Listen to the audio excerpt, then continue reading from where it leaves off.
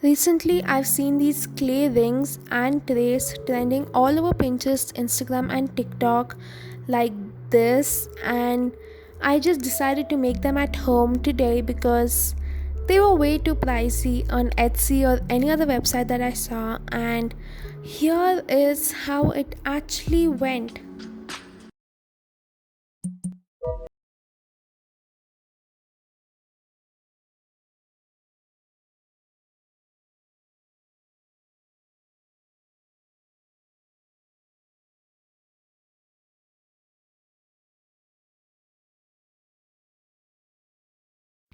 Hey guys, and welcome back to my channel. I'm so excited to finally film and edit videos.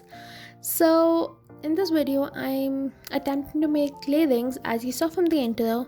And the first kind of clay ring I decided to make was these swiggly ones because they were just so tempting to be, tried out, and they were just so satisfying to watch other people make it. And so it's very easy to make these. You just have to roll the clay out and just make it into loops and just wrap it around your finger and make sure it does fit your finger, and that's it. But I did face one difficulty after it finished baking, which I mentioned in the later part of this video, so stay tuned to know those tips and tricks and some problems that I faced. But now I just went in with two shades of green to form a marble effect, but you will see from the further clips that I just over mixed these two and the marble effect was completely gone. So I had to mix in another color so that it would look like a marble effect and not just a different shade of green, because that was just not my plan. So one tip would be not to over mix the clay, which I also mentioned in the further part of the video. But yeah, that's what I'm doing right now, trying to get the marble effect, but I'm literally just letting the marble effect go by just pressing it way too much, and as you can see it just formed a darker green color. So now I just mixed in some yellow color so that it does look like a marble effect, and made sure that I do not mix in a lot. Maybe you can just start rolling out here, but I again went in, even though it was kind of worth it. But please don't try to take this like this when you're mixing two colors, because they're just not gonna work out.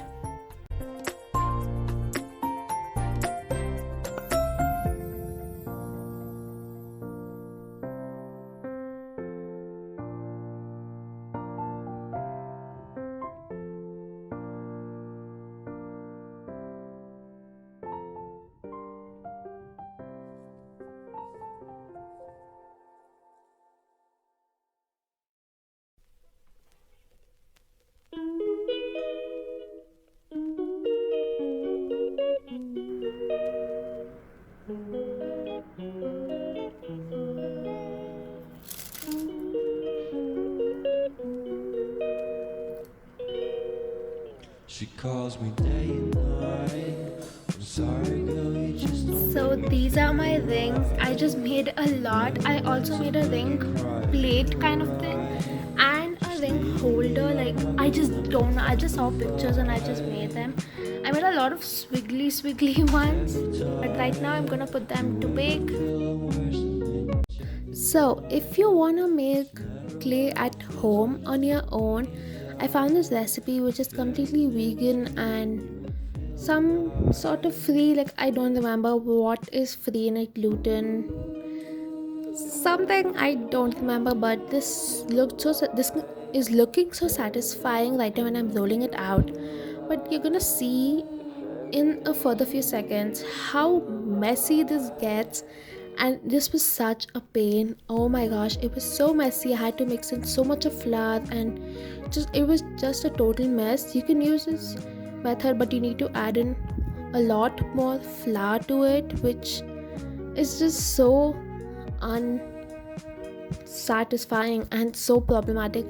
My entire cutting mat got so dirty. I had to literally clean it, like, and till now the mark is not yet gone. I don't know what's wrong with it, but you should just use more flour. So in the second try it did work out.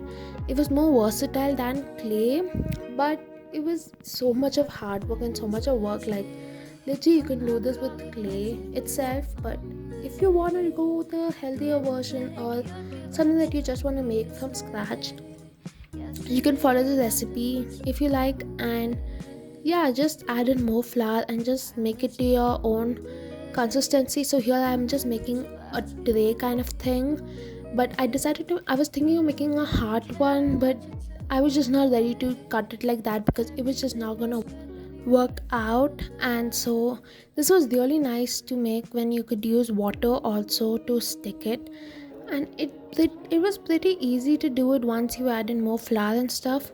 But when I baked it, it did form a few bumps and dumps, and that kind of did look bad, but nevertheless it turned out pretty good after I painted it, and there was a glossy finish on it also after I put the spray. So everything just worked out fine at the end of the day. Also, I got the recipe from this particular YouTuber, that curly top. Her video on the rings and clay today is so good. She's just an amazing YouTuber, and you guys should definitely check out her video. I'm gonna link it in the description box so that you guys can go check it out. Also, as you can see, I'm adding in color, but I would recommend you guys not add color. You can see that the color is properly mixed in, yes, for the pink and not for the purple so much. But once I baked it, the color just faded and it was just useless that I actually put color into it. But once I applied the spray, it did come back. The color is still there right now, but for the rings and for the tray, the color was not there, so I had ended up painting it. And at the ring, the swiggly one could not be formed using this vegan dough. I don't know why, so I just formed this mountain shape, which is the cutest thing that I made in this whole entire video, and that looks really good right now also, as I can see it from my desk. But now I'm just making some random rings, and these circle ones are so easy to make. You just have to roll it and just wrap it around your finger. Just see how does it work for you, and it's the easiest. I literally made all of these in under 5 minutes.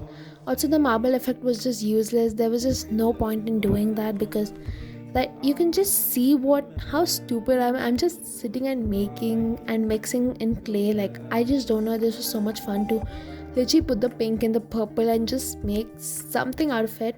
But there was just no use of using the marble effect because in the oven it just got saturated or undersaturated actually, even though that's not a word. But yeah, it just did not come, and I feel so sad that the color went away, so I had to paint on top of it again. Also, I'm gonna give one important tip at the end of the video for all of these clearings, which I really wish I knew, so stay tuned for that tip. And yeah, this end part is just me making so many different things.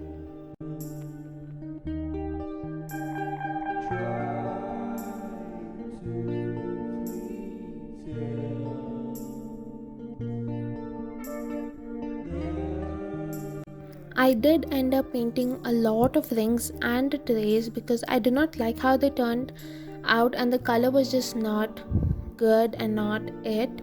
So I did end up painting. I just started with a basic white coat on everything and then added in color because I just wanted it to be light first so that I can actually put in light colors on top of it. And then it turned out really cute, especially a few of them turned out really cute, and I'm so happy with how it turned out.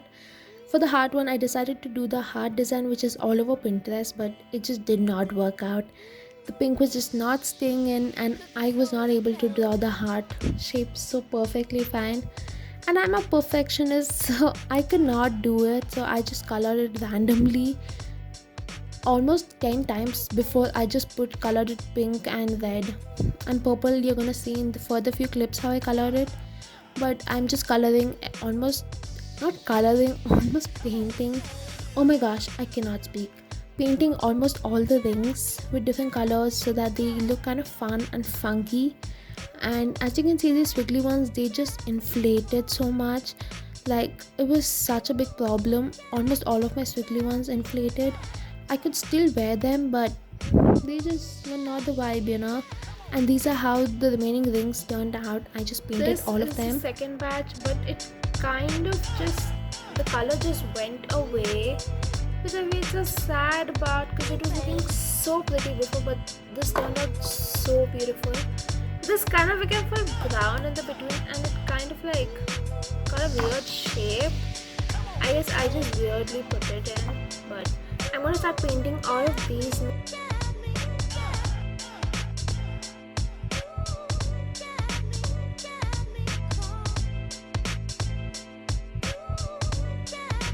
So I just started painting this brown thing. It kind of looks like something we just bake to eat because of the brown humps in it. But after painting, it looked really good, and right now also it looks really pretty. I just put it as a decorative piece. So yeah, you can use these clay trays and rings so many places. Some people might have a question whether they can actually be worn or not. And yes, you can actually wear them. I did wear it for a photo shoot and it looked so pretty. And this is how all of the rings turned out. They look so cute.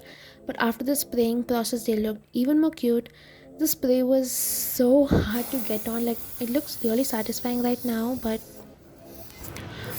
I had to spray in twice so that the spray would actually stay in. And here is the final reveal. They look so cute. I did put a glitter top on it just to make it fancy and glossier, and they look so good. I'm so happy with how each and every one of these turned out, and I hope this motivates you guys to actually try it at home too. And do let me know if you guys actually make any of these rings.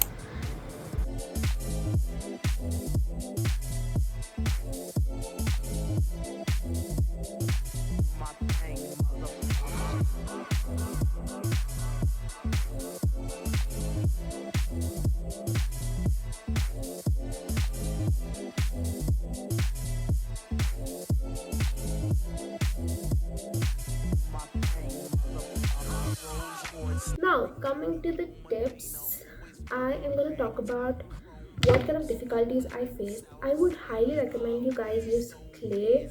If you really want to save the environment, you can use the dough and you can paint on top. But then the dough, it kind of just got unsaturated and all of the color went from it. I had to like spray and then the color came back a little. So I don't recommend the dough, and the dough was so sticky. I had to use so much of flour. As you saw in those clips, it was so messy to use it, and oh my gosh, I used the clay from Faber Castell. It dries really quickly. I don't know how other clays dry or how other clay would be, but you can experiment.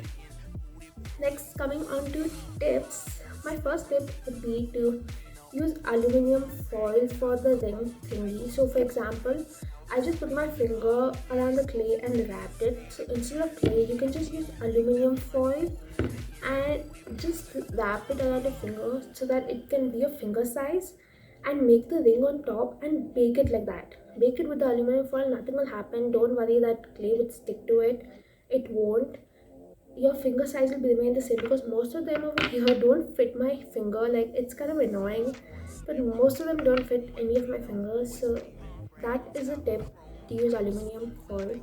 Also, one more tip would be to cover it with glitter because it looks so much better right now. Before, it just looked like, oh, it's so plain types. Right now it looks really good. And also to give a top coat with Mod Podge, or the thing that I had, it was just a spray. I don't remember the name, but yeah. Next step would be that when you're trying to get the marble effect, don't mix too much. I mixed too much for so many of my rings that I had to like make other types of rings and not the squiggly ones which I actually wanted to make. Just mix it one and two times and just roll it out and make a ring out of that, because that would be the perfect marble design to use. My next tip would be to don't try to kind of, when you get it out of the oven, you're gonna be like, oh, it's so hard now, nothing's gonna happen to it if I just throw it down. But if you do that, it is gonna, break. I broke literally 3 or 4 rings like that trying to put it down, thinking that it would save itself, but it would not. So please don't be dumb like me and do that.